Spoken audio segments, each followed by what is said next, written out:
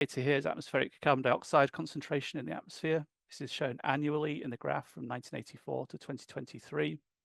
And you can see it's increased year on year, reaching a record high in 2023, which is the final year of consolidated global values that we have.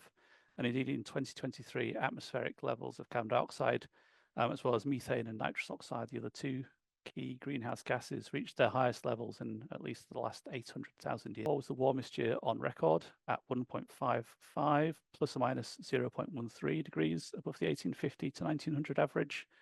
And whilst the mean of those 6 data sets is 1.55, being above 1.5 degrees, at the lower end of that uncertainty range, of course, it would be below 1.5. So we can't say for certain that 2024 was more than 1.5 degrees above the 1850 to 1900 average, but it is likely.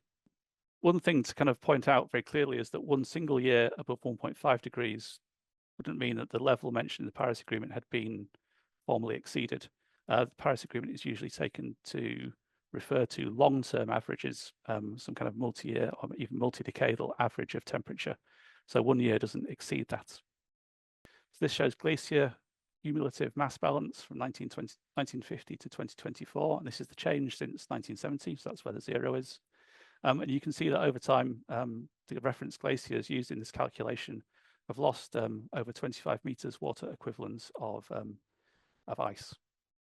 And indeed, in 2021 to 2024, the glacier mass loss over that 3-year period was the most negative 3-year glacier mass balance on record. And in 2024 itself, there were exceptional losses in Norway, Sweden, Svalbard, and the tropical Andes.